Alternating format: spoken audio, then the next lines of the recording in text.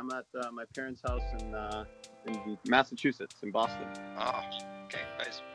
And you're drinking some, what is that? It's wine. I Wine. didn't have beer. I didn't have beer. So. What can you do? What are you drinking? I'm drinking this IPA. Ooh, nice. Yeah, good stuff. There he is. Now I'm back. Hey. You froze. This background, dude. All good times, you know. That was breaking the beta on that boulder. Which boulder is that? Burlesque? Was that what the name of it? Burlesque or something? I'm not sure. I just click on the picture now, so I see it really small. But I was just asking Josh about a little bit about the Salt Lake City. I mean, the facility down there in the how it all started. But I mean, we should really take it from the start with Josh. Like, what's your background? Like, how did you get into climbing? How did you get into coaching, competing, anything? You know? Oh man, yeah. I got into climbing from basically I visited a ski resort actually out in Wyoming, so just close to where I live right now, when I was like 15 or something, and they had a climbing wall, and I was playing around on the climbing wall, and the instructor said if I had climbed like one of the harder routes, or basically like the walls, they had 3 walls, he would give me a harness, and I could go back to Boston and like start climbing. So I was like, okay, cool. I did that, and basically hanged my way to the top, but got to the top, and he gave me the harness. And at the time there were like basically no gyms within almost 2 hours from where I was growing up. So it was like hard to get into it for sure. Mm-hmm. We'd drive like almost 2 hours to New Hampshire. We'd drive 2 hours to Western Mass to find these like little gyms, and I joined a team that I only went there like once a week. So it was just like a very small little taste of what climbing is and comp climbing is. But still, I mean, if it's 2 hours, 2 hour drive, it's still like a pretty, it's a commitment, to go to the gym even once a week, sure. For sure, yeah, and a commitment on my parents' end too. Yeah, like, that's like. Yeah. I mean, for me, it was all fun, I just sit in the back seat and whatever. But my parents were definitely committed. I think they just saw the excitement. Yeah, and they saw your massive wrists and fingers. Yeah, they saw my big fingers, and they're like, dude, we got to put these things to use. Exactly. My brother just reminded me he had called me dump truck hands. So you have those fingers always, so that's not because of climbing. Yeah. No, it's not because of climbing, but yeah, it's basically it's good and bad for sure. These big hands. Sorry, I'm in the middle of some grilling, so I'm going to be moving around a little bit. But Vladek, I didn't ask you what you're drinking. I'm drinking navigation beer. It's like beer. ale. It's like all transparent. Fingers. Oh, there it is. Pale ale. So you started climbing there at the climbing gym 2 hours from your house and once a week. And yeah. And then it kind of, I started competing locally with my climbing team.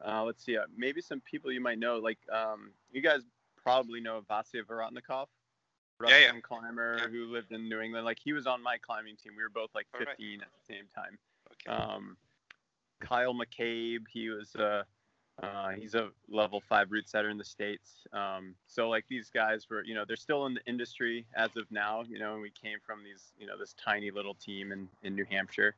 But yeah, we all kind of did comps for a couple of years, and I went to a bunch of nationals. I had the chance to go to one international event back in the day, but I declined it for whatever reason. It was a stupid idea. And then I stopped climbing for 5 years. When I was, how old was I? 18. Was I right about to be in my prime?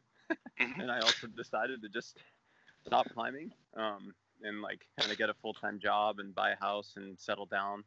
And, yeah, that's what you do when you're 18, right? Yeah, exactly, right? So that's what I did. I did that until I was 20, I guess 23, until kind of everything all the things went wrong at the same time, and it was like right around the same time everything was going wrong. A climbing gym was about to open. The first climbing gym was about to open in my hometown, and I was like, oh, this is a sign of some sort. So I'm gonna jump on this. And I went to the gym and I just like volunteered months of my time and effort, route setting and putting in flooring and hanging lights because I was an electrician for a while. Mm-hmm. So I just kind of like slowly got back into it, and basically because I didn't have anything else to do, and it was a great decision at the time. And yeah, that was like, I don't even know how many years ago that was. 10 years ago. Holy crap, that was 10 years ago. Yes. Yeah, it was a funny transition, funny life transition there. Oh, definitely. But then you got back into competition climbing again. Yeah, right. Let's see. I got back into comp climbing. Well, my first nationals was like basically a year after I started climbing again. So when I was like 20, I guess 4, I went to bouldering nationals, and I think I placed like 70th. I watched Chris Sharma. No, was it Chris Sharma? No, watched Paul Robinson beat Chris Sharma at the Spot climbing gym in Boulder, Colorado, which was like kind of Paul's like debut on like, you know, the strong guy in town, beating out Sharma, who had just, you know, been destroying. So I remember that. I remember just like, wow, okay, I got to get back into this whole thing. So I just started climbing a lot more, training specifically for comps because I just got psyched on comps. And around the same time, I started working in the gym in Boston, and we started setting, my friend Dave Wetmore and myself started setting the Dark Horse series that went on for a long time, and it's still going on. And now my brother is actually one of the setters for the Dark Horse series. But that kind of like got me really psyched because Dave and I were setting for these like big names that were coming into our tiny little gym and climbing on our stupid little boulders and getting really psyched. And we were just like, whoa, cool. You know, like in forerunning, we would like try so hard and like always make the boulders a little too hard at the beginning. And then we like found the right, like, you know, mixture. And we started just getting psyched on comps because we were like kind of just setting comps. And we were also able to compare ourselves in like not pressure situations amongst the strongest in the country, you know, like even Magnus Mitbo and like, you know, Daniel and Jimmy Webb and like all these big names would like show up, and we'd be like, whoa, cool. All right. Like we're not competing with these guys, but like we're kind of competing with these guys, like and behind, and kind of just getting a gauge on like, do we suck? Are we okay? Like, where are we? You know, and it got us psyched. So Dave and I were like doing comps together. You know, we eventually like made the US team together for bouldering. And then ever since then, I think that was like maybe 2012 when I made the first like adult US team.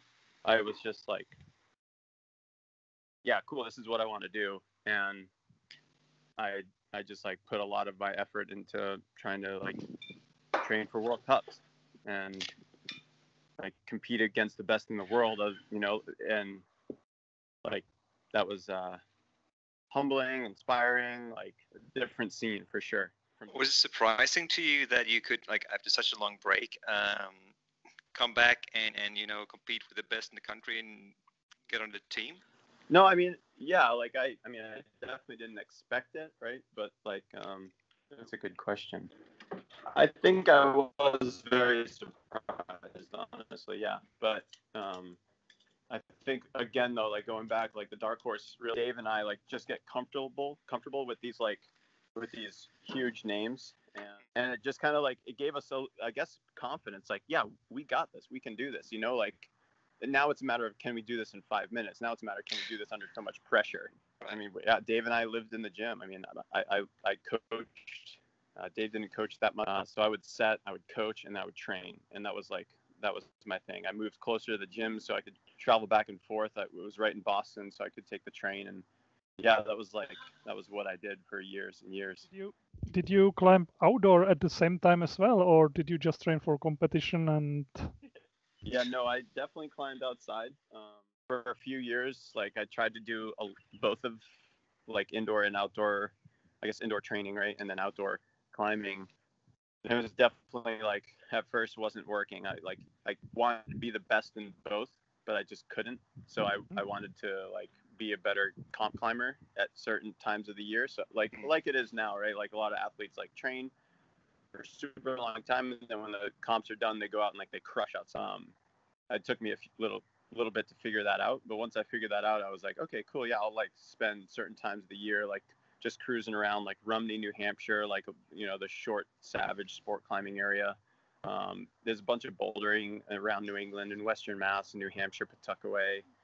I like went towards bouldering a bit more. I think Rumney also, like, you can be in your best rope shape and still suck at Rumney, but you can be really good bouldering and like do fine at Rumney. You can climb 514. And, like everyone's first 514, like boulders 514 is at Rumney. Like that's, you clip 3 draws and you're at the chains, and it's like, cool, 514 done. And like I needed to go to every comp as much as possible, whether it was domestic or international. Like I just need to get out there, get experience, get my ass kicked, go back and train, and like so that like cycle, like it was just like nonstop cycle of like, okay, next comp's coming up, okay, next training cycle, okay, I sucked, okay, how do I get better?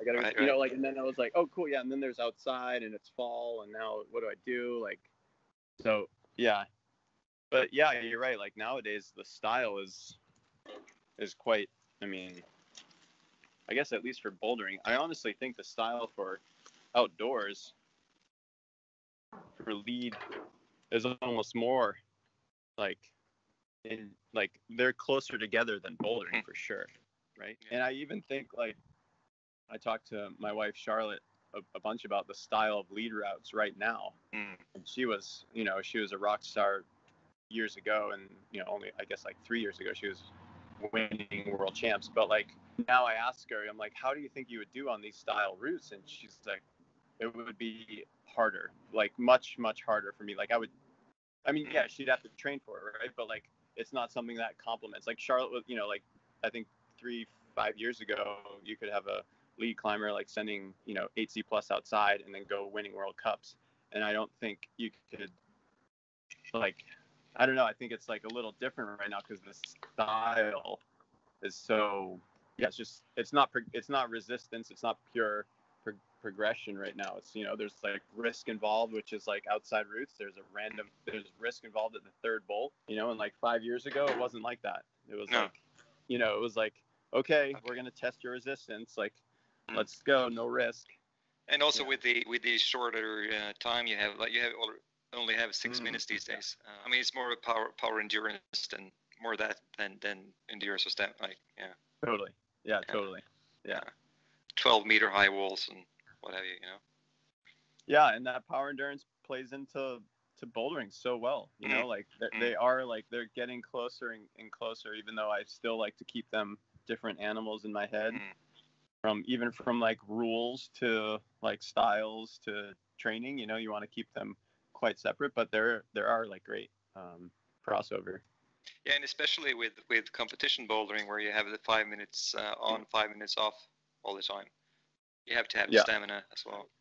That was interesting in Myrigan. Some of our athletes felt like we had run, we had trained for a lot of we trained a lot of mock comps back here in the States, and like that level of power endurance was like, for some of the athletes, was just like, they're like, wow, I wish I just had like more stamina through the round.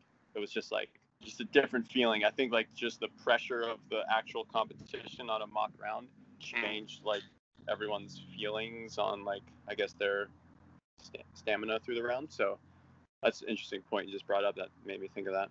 I think you should tell them just to climb everything first try. That's not a problem. Well, like exactly. Janja. It seems to work. Yeah, of course. I mean, she doesn't count though. True. No, she does. She counts. Janja, you count. What about your training center in Salt Lake? Like that's quite new. You have like new team as well, right? Like that's all happens actually in this Corona time. You told me you are kind of happy that Corona happens because you had enough time to, like. I don't know if I was happy it happened, but yeah, there's definitely like, there's some blessing in disguise, if you will, there under the surface. But yeah, like the training center basically started in end of 2019, like in the fall, just before Toulouse. We had a training center, and then like we basically came back from Toulouse and we rebuilt it. Not rebuilt, but we just added on a lot of like everything that we need. We basically had like a big warehouse that was empty with like no heat and shitty lighting and no walls. And we've now, we've transformed it from giant spray walls to huge comp areas where we can have basically like, I guess 18 boulders up as in a comp round. Like you could have 18 comp boulders up on the wall, not overlapping, which is like way too big.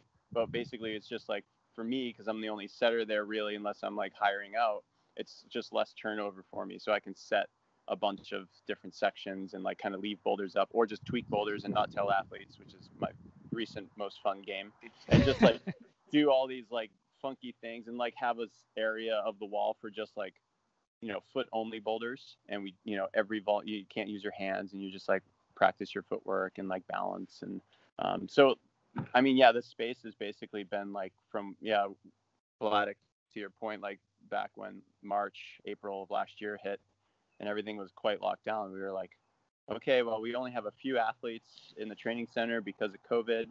Like, let's start building out. So that's when we added a lot of just like necessities that we needed, not only climbing walls, but just like hangout spaces and PT space, and just like updated the lighting and added heat and, all sorts of things like that. So it's still like, it's like, it's not super, clean and bright, and it's like a warehouse, but it's got that like gritty feel that makes you like grind, like kind of want to work hard for it. So the athletes dig it. And we always check in with the athletes like, hey, you guys want a different wall angle? Like what, not only what do you want for roots, but like what kind of wall angle do you think you're missing? And, we have speed sections up for anyone who's running speed and wants to train sections, and we move those holds around, every few months so they can practice like whatever different things and all that. So the training center is basically, like, long story short, like a game changer for us. How many athletes live down there? Yeah. Like when USA Climbing headquarters moved from Boulder, Colorado to Salt Lake City, basically we had like one local climber, and that was Nathaniel Coleman. He was like the only one born and raised in Salt Lake City. And throughout the, year and a half, 2 years of like building this program and this training center and the hype, we have, I think, 16 now that have like officially like relocated. Some of them for specifically the training center, some of them specific, like kind of mixed, like, oh cool, the University of Utah is here, there's rad rock climbing like 20 minutes from downtown Salt Lake, there's 2 great gyms, and there's a training center. So there's a good mix of reasons to be here, and not just for the training center, but for like athletes who want to be comp climbers, Salt Lake is the place for that, for sure. Yeah, we started with like, ran the training center. I didn't want to like schedule practices or like force, not that I had to force people into this environment, but I wanted to keep it super open and free flowing and kind of see where the psych was. And now we have like practices like Monday through Saturday. We have scheduled times. We have like weekly mock comps. We have like training sessions that are specific times for, like it's just like now it's turned into this actual like team. Yeah, it's funny, right? Like team. Really cool. So it's been cool. Like every Tuesday night, 5:00 simulation. It could be anything. It could be a no hand simulation. I don't tell them until like 5 minutes before the comp. Hey, we're doing four boulder round. It's going to be a semifinal. Or hey, we're doing 3 boulder round. You only have 1 try on each boulder. Like just like kind of just keeping things different every Tuesday night. And a lot of experimenting for myself too. Like I'm just trying a bunch of weird things and getting responses from athletes. And, sounds super fun. It's really fun. Like I am not bummed to go to work. But would you say? I mean, I got a sense from back here. I got a sense that like competition climbing is, I mean, status-wise is on the rise in the US. Because I had a feeling before that sure, I mean, the outdoor star, the rock stars, so to say. Yeah. I mean, they were the real stars, like, and then you had the competition climbers was like wasn't the same status at all. But now, which is a difference, I'd say, in Europe, because I mean, the best competition climbers are, I mean, that's as cool as climbing the hardest routes almost. Yeah. Whereas it hasn't really been the case in the US. That's at least that's my feeling from here. No, that's a great point. Like that's definitely a really good, and it's good that a European is saying this. That like you guys you guys see this difference between like what we've been like our like area of Rockstar and like your area of Rockstar, and like it is cool that you can be like a Rockstar comp climber in Europe and get like full sponsor, like everything, federation support. And I mean, if you're a full rock climber here in the States and just doing your thing, like federation doesn't even know about you really, like, so that is cool. And I think we are, just yes, with what the program's been doing in the past couple of years, yes, because of the Olympics, but also yes, it's just like a generational thing that's kind of happening. It's just like these kids that were competing 10 years ago when they were little kids are now Nathaniel Coleman's. And now those kids that were on Nathaniel's team are like, oh yeah, there's this guy Nathaniel, or this kid Nathaniel, or whatever, who was on our team, and now he's an Olympian. Like, that's cool. I want to do that. Like, it's like that's the next focus for the C's and D's and the 12, 13-year-olds, and like like what's the next 10-year focus going to be after that? Like after that generation, like a proper sport, yeah, exactly. That's what it is. Yeah. Yeah, I guess I have a follow-up question on that. Like, we're here on our giant island in U.S. And I mean, we have friends that are in Europe and stuff, but like, what's the European general sense on the U.S.? Like, are they seeing the training center? Are they like psyched on it? Are they like, oh, cool, yeah, we've had that for 20 years, big deal? Like, what's the I mean, in Europe it's completely different depending on the country. I mean, some of the countries like that's true. Austria I shouldn't say Europe, France, they have the training centers and all that. But I mean, I can say in Switzerland as well. I mean, Sweden, we don't have any of that. So and I guess that's same thing for a lot of the smaller countries.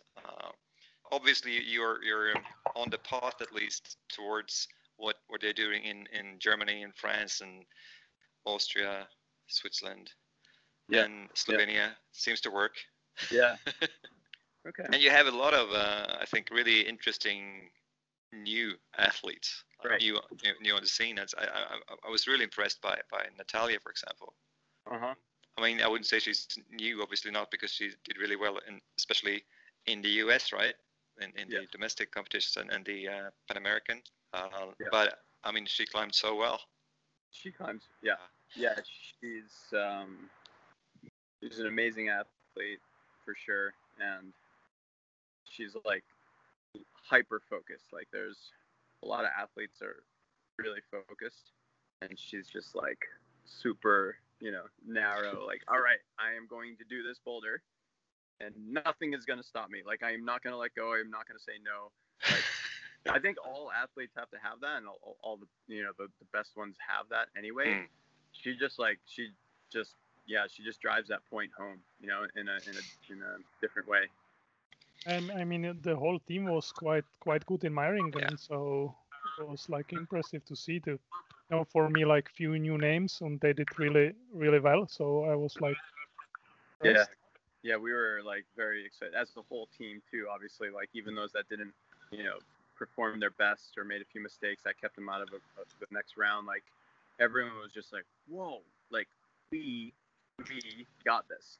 And it was cool. Like even the athletes back home in the training center and just like in other teams, they were like, whoa, yeah, we have this. Like, we can do this. Like, we're all doing the same things. We're all in the same place. We all have talent, and everyone's got psych. So it's like, yeah, we can do this. So I think that was also good for like not only those who like made finals, made semis, whatever, climbed good in qualifiers. Like, it was like beyond that for our team.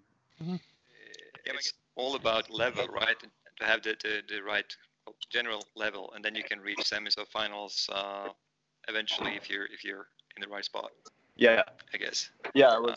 Were there anything that surprised you, or anything that you learned or took with you from Myringen this year after 2 years almost without competitions on the world scene?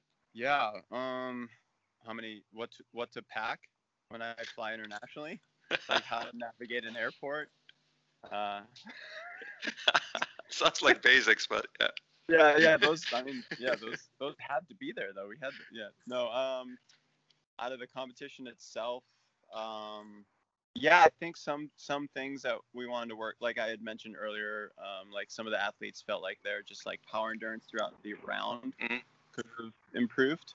And I think more specifically to that too is like more power stamina throughout the round, like being able to try at your limit every move on almost every boulder. And that was just like, and doing that, like not doing the boulder first try, second try, third try, like that kind of, power, like also leading into power endurance, but just like, whoa, okay. So we like kind of turned up the dial back here for like our like bouldering sessions, our spray wall sessions. We've just like basically done a bit more of that, where in the past we were doing maybe more comp boulders.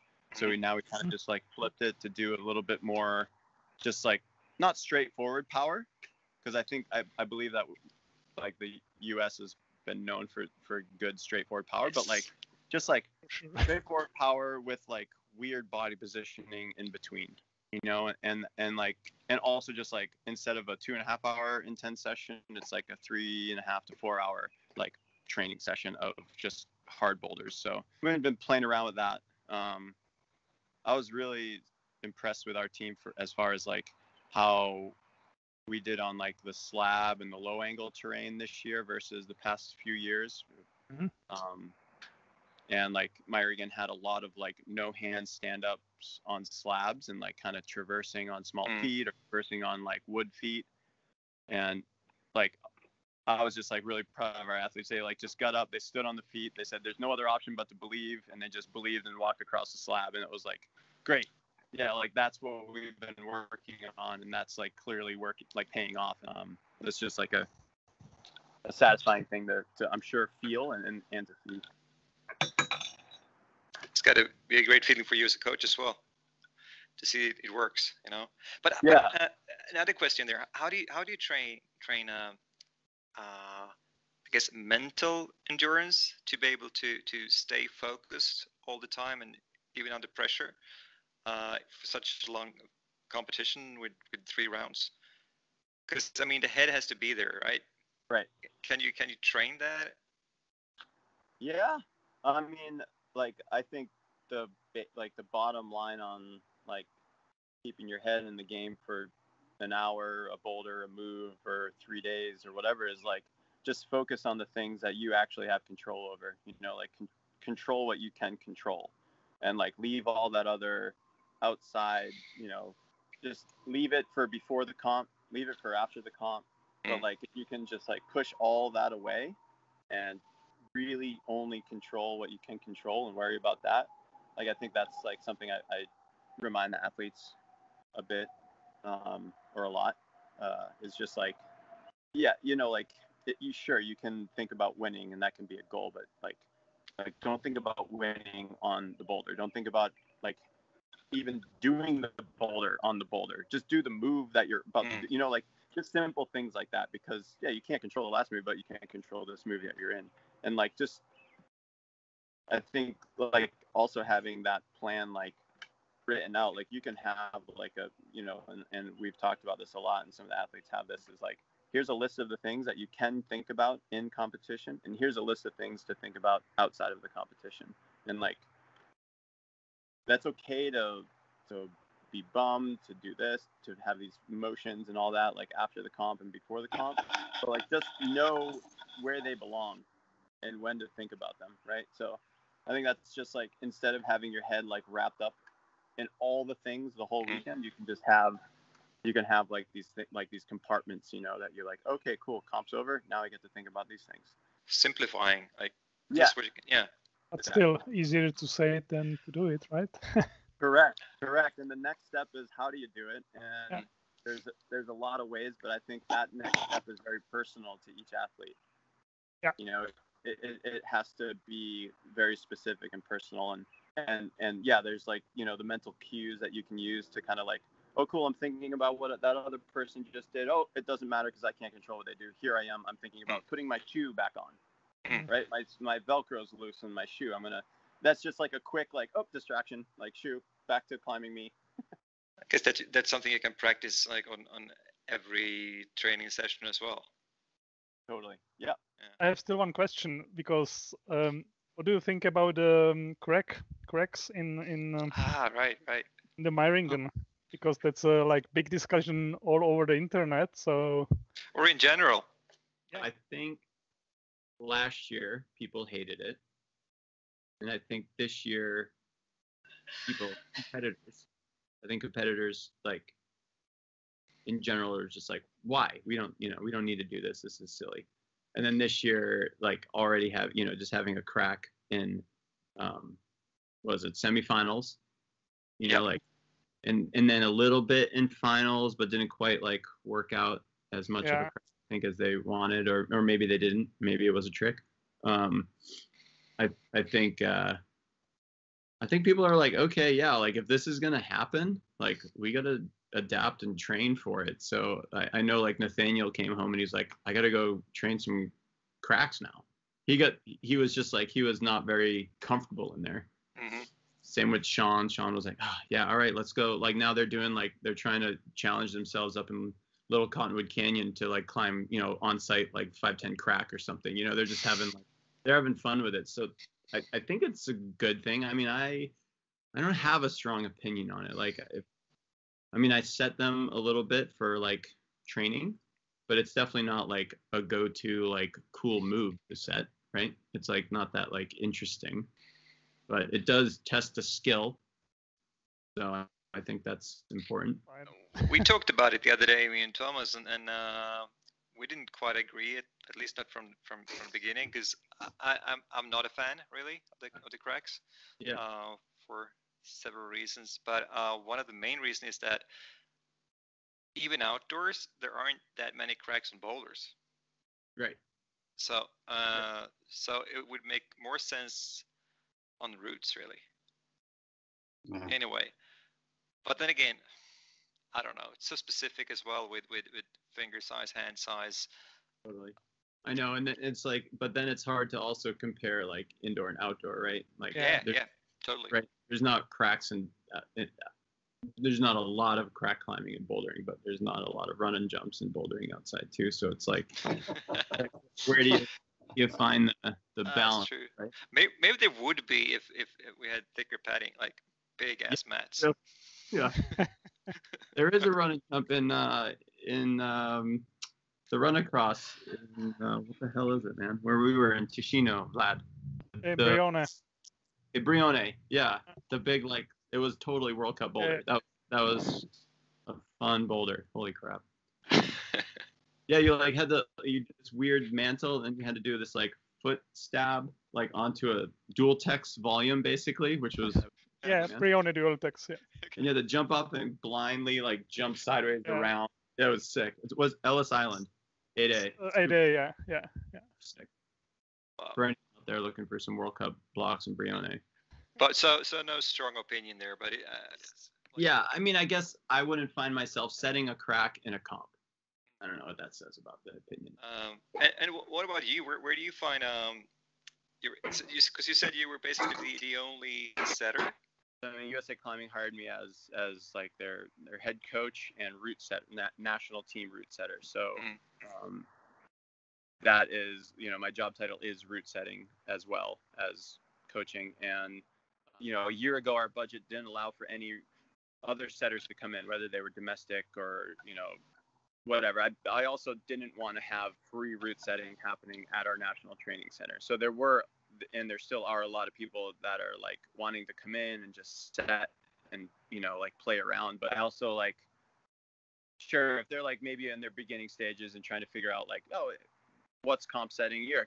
Come in, you can like set with me. We'll do some things. You can watch athletes on your boulders.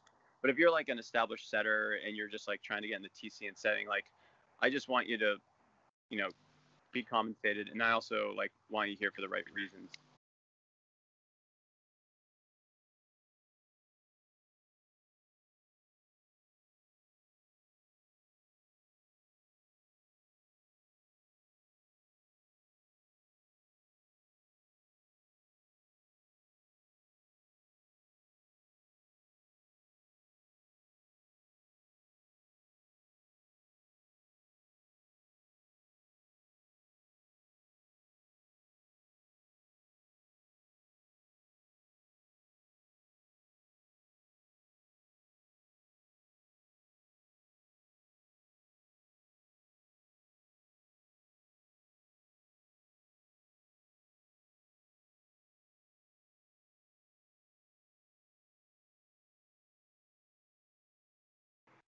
and that was really it. And then COVID happened. So like we honestly, like, we were up and running. We had these big plans for 2020, obviously, like everybody. Mm-hmm. And then like COVID was like, hey, yeah, cool.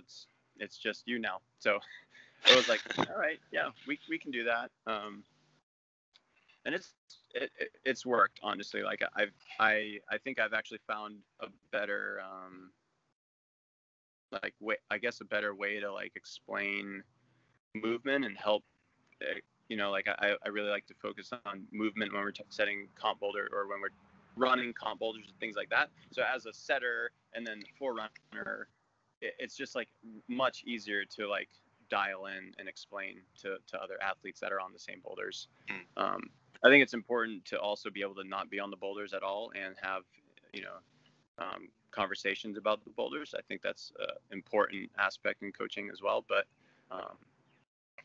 yeah, I also love setting, and we have like such a crazy space and so many new holds and wild volumes, and I can do whatever I want. And it's just like that just like, it's just fun to be able to, yeah, just be able to kind of play around and experiment with different ideas. But with all that, I mean, you're coaching, you're setting, you're managing whatever, a lot of things. Do you have any time left to find inspiration from other gyms or setters or do you need that at all? No, I do need that. I love that. There's two great gyms in Salt Lake City, Momentum Climbing and the Front. The Front's old school gym, like the old PCA comps started in the Front. Right. So like, I mean, I know a bunch of the setters there, and like I work with them from time to time, whether I go and set there with them, just like set commercial boulders to just be in that environment with them, or some of them will come to the TC. But like, I mean, yeah, it's I definitely don't want to feel like I'm like getting closed in on this bubble where I'm just like in this space and I'm only doing what I do. That's a really hard, like, it's easy to do, just like to get sucked into that. So like now that travel's been opened up, obviously now, and like at least here in the States, and it's a little bit easier to move. Like, yeah, I want to be like bringing new people in, go visiting other gyms, go up to Block Shop in Canada, and all these different gyms, and internationally too. I mean, that's where I get a lot of my inspiration from, like Jackie Goodoff and Karma. Like, I want to go like hang out with that dude for like weeks and just drink beer and set routes. For sure, like there's a lot going on. I think I do a good job at managing my time, and then sometimes a really bad job at managing my time. So as long as I can see those differences, I try to correct them, if you will. I mean, you will be pretty busy now till Olympics, right? So yeah, there's not much time to do like drinking beer with somewhere else for weeks. Yeah. The games will change a lot. But it's like how it is for you actually. Do you feel it that you get like more money because of the Olympics now, or it's just generally getting better? You have like from US climbing. You said the budget is bigger now, and yeah, money isn't everything, but it definitely makes things easier, right? So we wouldn't have the training center if, I guess, the Olympics weren't on the rate, on green light. And that right there, I think, like, if you were to really be picky about it, like, yeah, if we weren't part of the Olympics, sport climbing in itself, like, where would we be as a federation? And I don't know. I don't know if we'd still be like just totally remote with no, high performance team. I guess I really haven't thought of it, but I guess I would assume it would just kind of be like moving in the same direction, but maybe like a bit more psych. Because these athletes that are performing right now, like, I mean, they did what they did in 2019 really without a training center. Like we qualified 4 athletes for the Olympics with, yes, this program in place that helped fund them and support them with, with coaches and PTs and management and all that stuff. But like they still did it on their own, and like I like that's what I reminded myself a lot too in 2019 and coming into 2020 is like we have like just pure talent, pure motivation. Like they would fund themselves if they had to. Mm-hmm. It would be a lot harder, but they're psyched and they wanna comp climb. They want to perform. So like keeping that in perspective too is like, yeah, well, yeah, sure. It's a lot easier now. It's a lot more organized. It's like, there's support for the athletes, which certainly helps, right? But like without that support, I believe that we would still have these talented athletes and maybe just as motivated, but sure, like with the support adds motivation too. Yeah. But what's your thought on the fact that qualification for the games was so long before the actual games? Yeah. Well, at the time, they're at the time, yeah, but it's a long time ago. Yeah, it is. It's funny. I think personally, well, I guess as a team, I think that our athletes are better than they were a year ago. Okay. I think that they're just. I don't even think that they didn't even like lose. They lost like. They kept focused. They didn't lose any hope that the games were happening, and they, continued to believe that they have what it takes to still be there. But yeah, like that's an interesting point too. Is like, are people just kind of like, oh, yeah, I don't know. I don't think so. No, but I just think it's for like the new climbers coming up, getting to form, becoming the best. Yeah. I mean, and you still can't be in the Olympics because someone else got the spot 3 years ago. Like, right. Yeah. Well, I think that's a good point to actually just like still focus on like World Cups, and there's still like World Cups are the coolest shit. Like that's where it's all. That's why we're kind of all doing this and why we're all here, right? Is like, yes, we're here because of the Olympics as well, but like we're here because of World Cup. Like trying to keep that part like within our sport, like in the world of comp climbing. Like, yes, we should do things for the Olympics, and yes, we should make some changes and things, but also we should like stay really psyched on what the World Cups mean to us and what they are. Nice.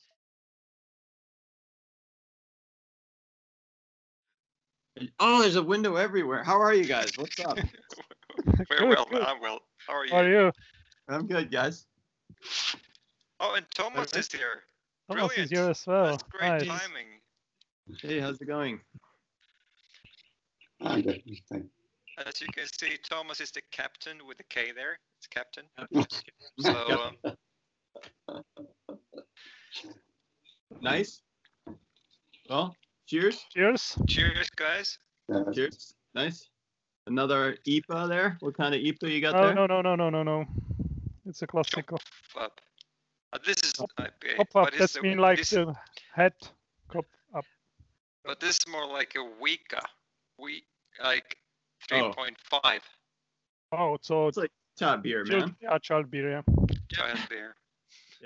I and Vladek talked a little bit before here, and we decided we should talk about primarily 2 or 3 things today. Cool. First, Vladek mentioned a climbing trip, like 2-year climbing trip that you and Charlotte did. Yes. Yeah, that would be cool to hear about. And then we want to talk about the upcoming World Cup in Salt Lake. Nice. And we want to hear your predictions of the Salt Lake Comp and the Olympics. Oh, of course. Yeah, that's easy. Easy. So, easiest 5 minutes. Thanks. Well, let me start drinking this, and then I can answer those. The world, yeah, like the trip. Yeah, Charlotte and I wanted to do basically a trip where we were gonna, just like hit the road, and for like, basically 2 years. It was like our secret idea was like to see the least amount of climbers out there, basically, because we just wanted to go to areas that were like less developed or not developed or like less on the radar or up and coming. We were really psyched to like help bolt and develop in the areas that like communities wanted that help.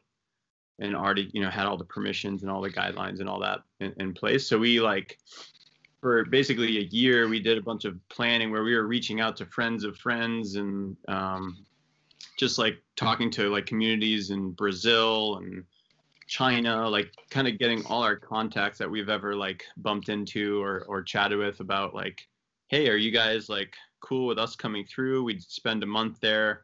We'd provide like all the bolting. We'd provide some media if you want of your area, of your community, and everybody was really excited about it. So we like planned out the trip to go to countries like Serbia.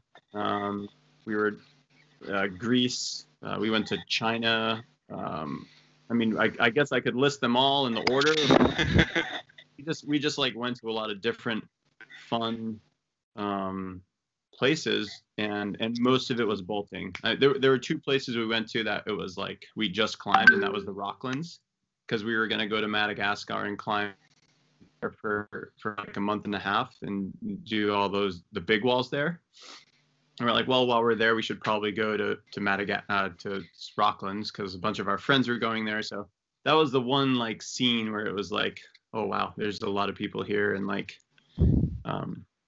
I don't know, there's so many good climbing places around the world that get so much traffic, right? Yeah. And like that impact on like just that area and the environment is like getting gnarly for sure. And we just wanted to like prove to ourselves that we could find like really rad climbing that just wasn't on the radar as much or as popular, and at the same time like show other people too. So that was kind of like the goal of the trip. How did it work out? I mean, obviously you visit a lot of cool places, and are there any particular spots that stand out? Some gems, There were certainly some gems. One that we've actually already gone back to is Peru. We bolted. So when we first arrived in Peru, it's basically out of Cusco, 2-hour drive from Cusco. We met up with these locals who had just discovered this like giant valley of limestone. Like it's a valley. It's not a canyon. It's just a valley of mega limestone. They were like, oh yeah, we found this place because one of our friends posted a picture of him and his like girlfriend in this village, and in the background were these limestone cliffs, and they posted it on Facebook.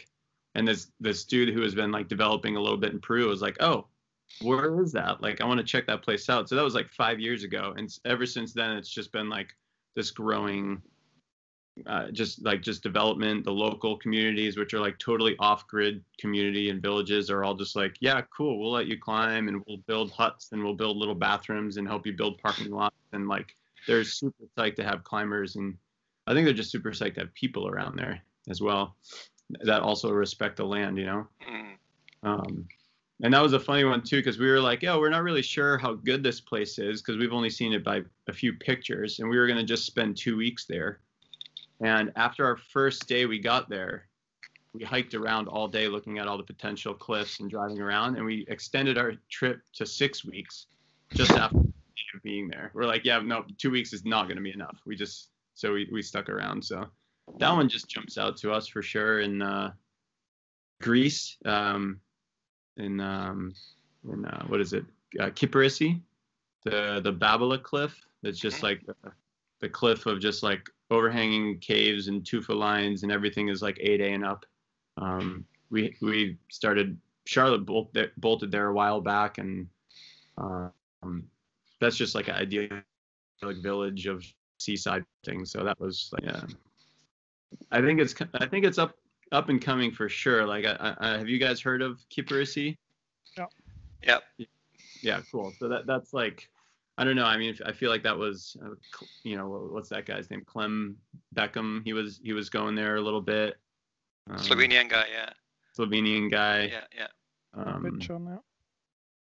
But I think that the trip also was cool for me in a way of like, for I guess the work side of it. It was cool to like check in with climbing gyms and other national federations and like the Peruvian like climbing team, and we actually set, like when we went to Serbia, the Serbian bouldering nationals was about to happen in like a month, and they had no route setter planned out, so they asked me to chief their Serbian bouldering national. I was like, yeah, cool, sure, like I'll totally do it. Like Stasha unfortunately like didn't need to go, and I was really bummed that she wasn't able to go, but there was like a huge, good sized community that was like, yeah, we're gonna do nationals. And so we like set bouldering nationals in Serbia. In Australia they had this like grand opening of a gym, and they hired us to like route set at the gym, and it was just like random things like that, like coaching in China. It was also honestly like a really great like networking resource for me, and like the professional like climbing world for myself. So that was a cool little side note. I'm just going to go ahead and assume that this was before COVID. Yes, this was before COVID. This was I guess our trip ended in January of 2019, and it ended early. We still had about like probably 3 to 4 other destinations and months ahead of us. But with the USA Climbing head coach position starting, it was like I had to be there by February. So right.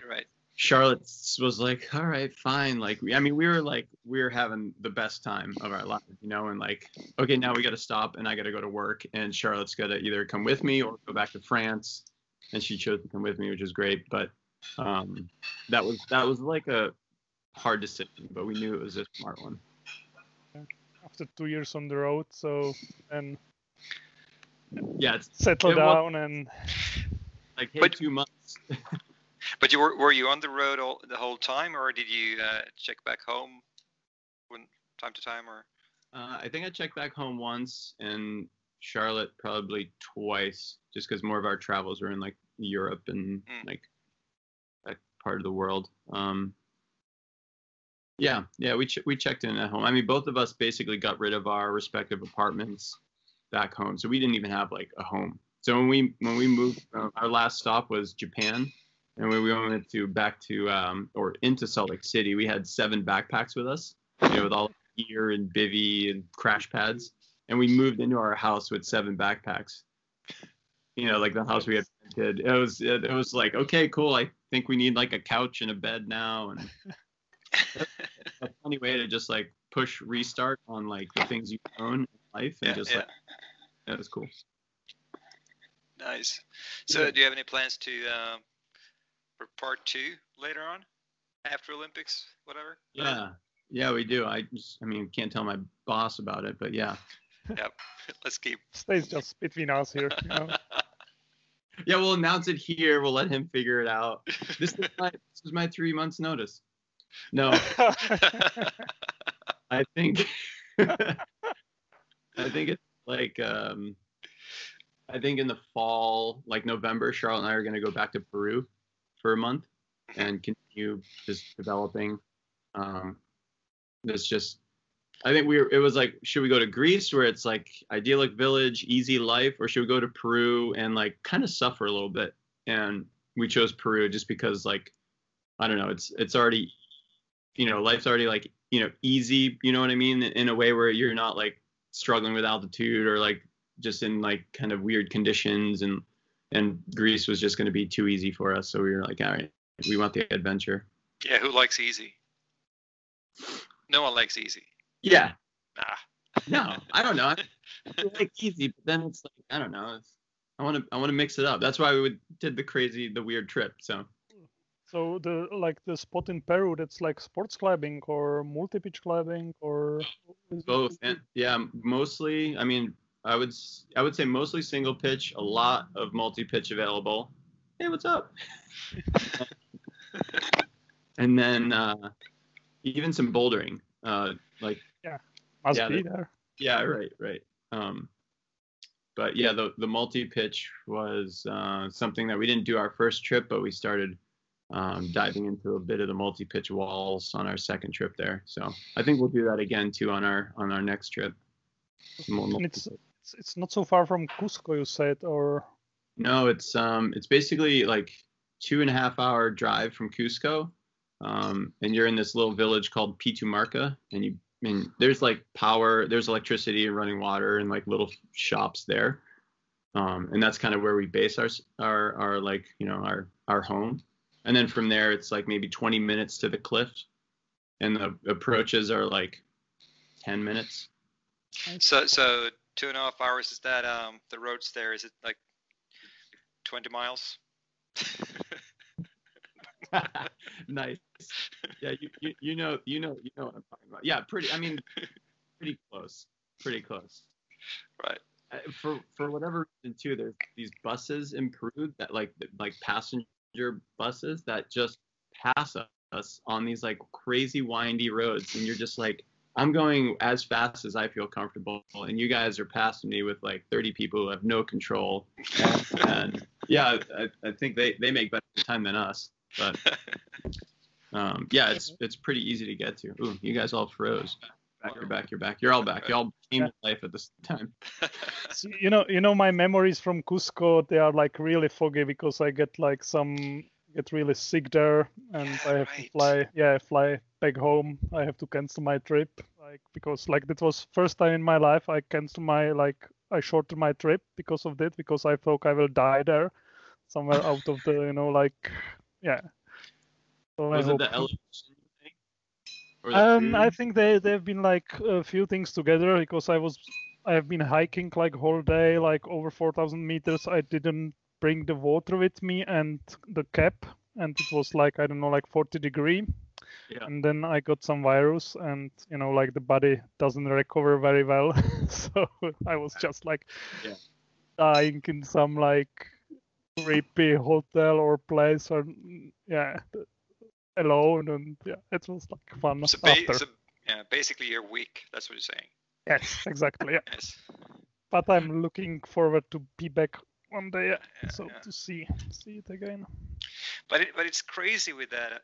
I mean, the amount of rock, but it's the same in a lot of places. I remember talking to Pachi a while back, and he was like, "Yeah, I found this.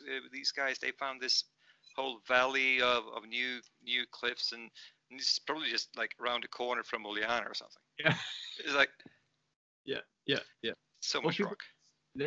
People just stop. They go where the guidebook ends. You know, like that's where the people want to go, and then you know you leave it up to like 1% I don't know, like basically 1% of the population to develop the rest of the climbing for the rest of the world. You know, it's like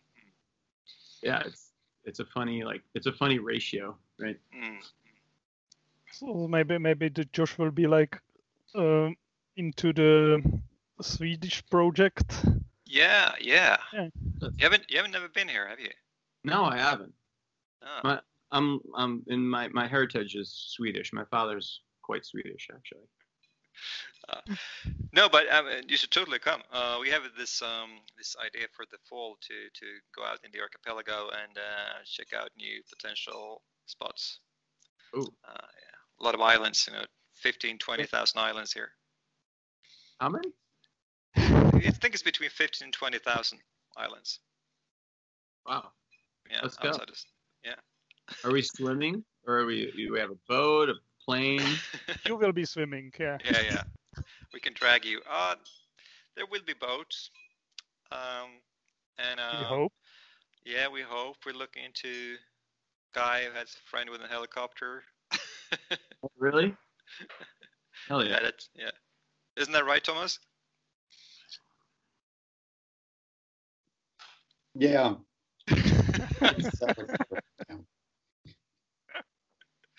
Brilliant.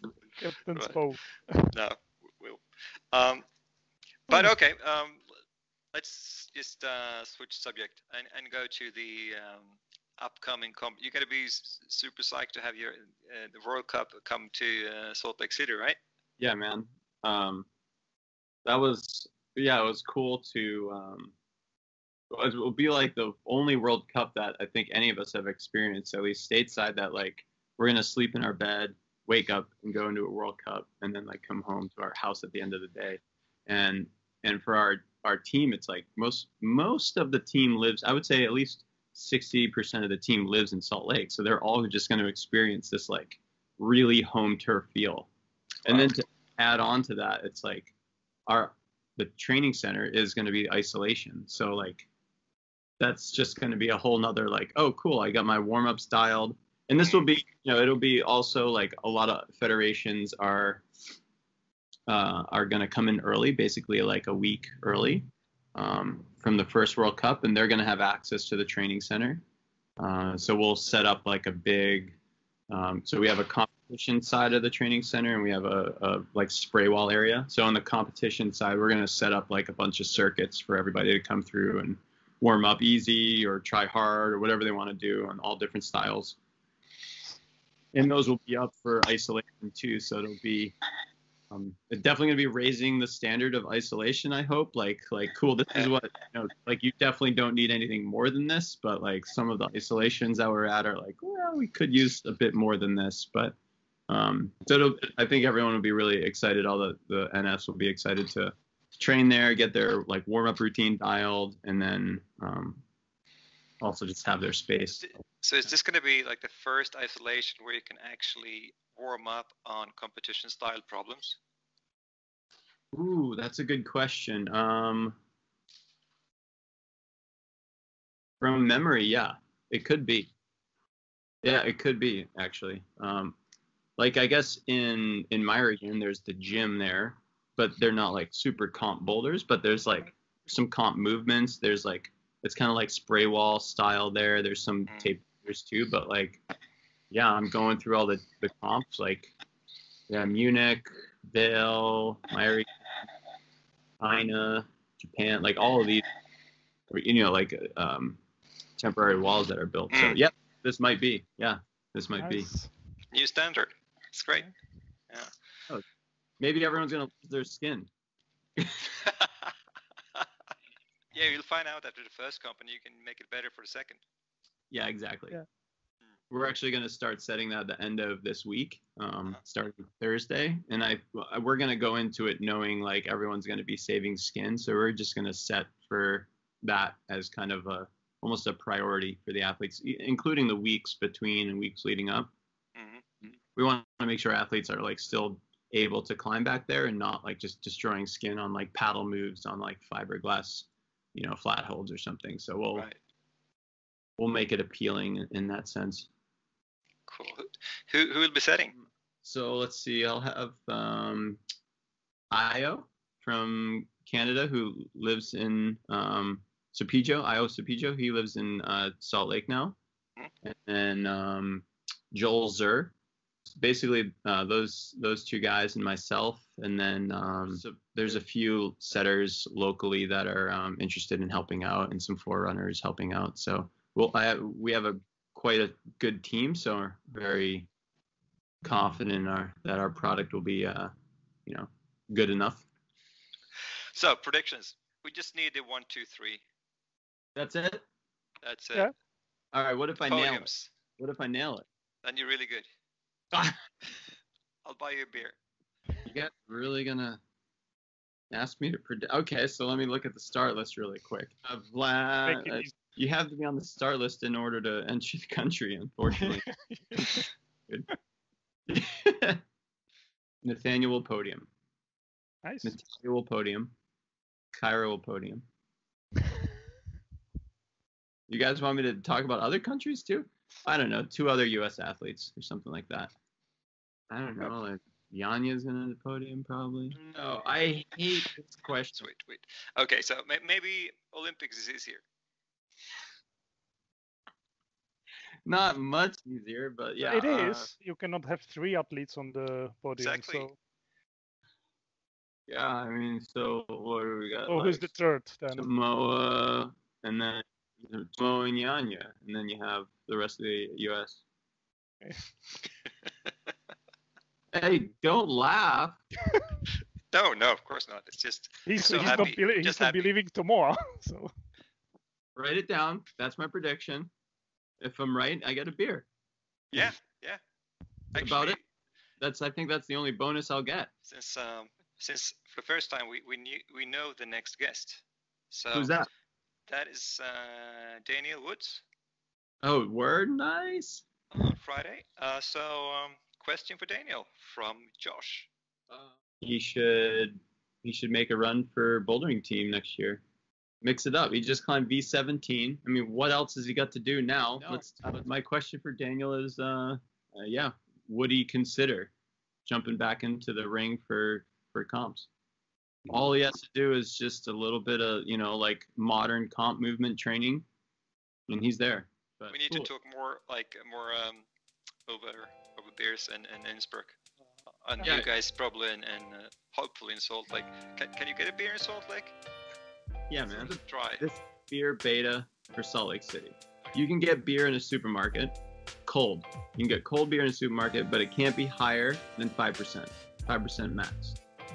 But you can get double IPAs or whatever in a liquor store, but they're warm, never cold. If you go to a bar and you want a draft, max 5%. If you go to a bar and you want more than 5%, you get a can or a bottle. That's it. That's just the beer.